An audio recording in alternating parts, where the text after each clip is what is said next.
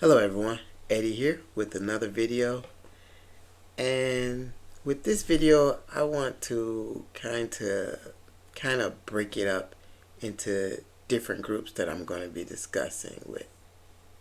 So the first set of group is going to be my people, black people, African Americans. I just it just really quick. Do you all remember when we used to tell people that we would get pulled over just because we were driving while black, or because of the color of our skin, or we were being racially profiled? And you remember, do most of you remember what the response was that it was just effective policing, that we're looking into it too much, that statistically maybe black people cause a lot of crimes or they fit the suspect. We all remember that, right? We all remember that when we voiced those concerns, that there was pushback and that people would say that it's not as bad as what we were making it out to be. So I just want us all to remember that. Now, done with the talk. Now to my other brothers and sisters that who happen not to be African American. So with ICE going after people of Latin descent or Mexican descent or any type of brown skinned people, is this racial profiling? And I'm asking in all seriousness because as I was growing up, I was told that this does not exist, that it's just effective policing. But is our government interacting in racial profiling? I mean, I even heard the term the Kavanaugh stop, where the Supreme Court Justice Brett Kavanaugh said that it's okay to use race as a means of detaining someone based on, whether or not they may fit the description, i.e., they may be an illegal immigrant. I'm, I guess what I'm just trying to figure out is that for so many decades, black people have been complaining about racial profiling, and we've been told that it really doesn't exist, or we're blowing out of proportion. And I'm just trying to figure out is that the people who actually said that, do you feel the same way now? Is this considered racial profiling? Do you acknowledge that a lot of our brown skinned brothers and sisters are being pulled over simply because they appear to be of a certain ethnicity?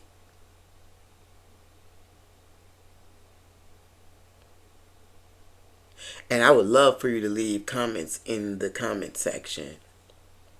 I really want to understand this, because in this case I would have to say that black people were the canary in the coal mine. We literally told you that we were being racially profiled.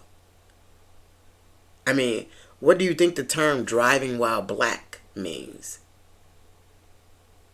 We could change it now slightly. Driving while brown. I mean, ICE is literally going after Hispanic people.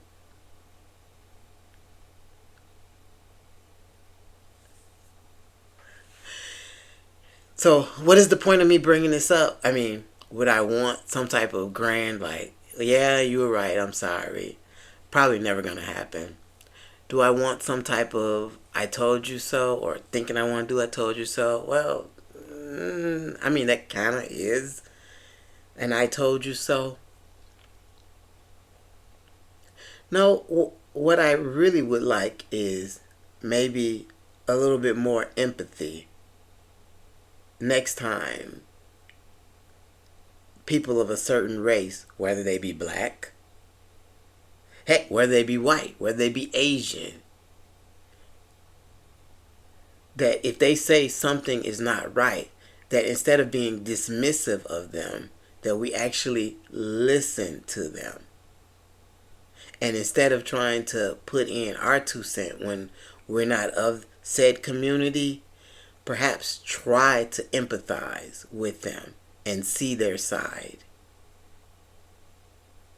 Because I'm pretty sure that in the past, when I've discussed with my brown brothers and sisters, some of them who also felt that, blacks were not being racially profiled, I'm pretty sure that their tune has changed now, and that they see that what I was saying makes a lot of sense when it's being enacted upon them. And again, the thing is that, can we just have a little empathy? Even if we can't fathom, even if we don't feel like it's actually accurate, if the person that's telling you that feels that way, we have to acknowledge that is how they feel. And let's not try to minimize it. I am sorry for all the Latinos that are being pulled over, being harassed, being chased up buildings, pulled out of their cars, pulled at Home Depots. I'm really sorry. I'm truly sorry. I would not wish that on anyone.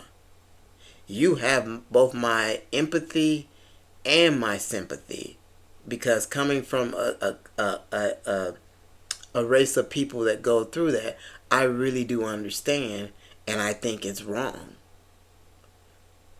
And like so many of us, we will speak out against it and say it is wrong. My hope is, or what I'm looking forward to, is that at some point in time in the future, this will be a distant memory. We will course correct, and I pray that it's for the better. But when we get back to that stage where, my people say, we're being treated unfairly, before you're so quick to say, no, we're not, just remember how you're feeling now. Just remember all the evidence that's going on now. Keep that in mind and have a little empathy moving forward.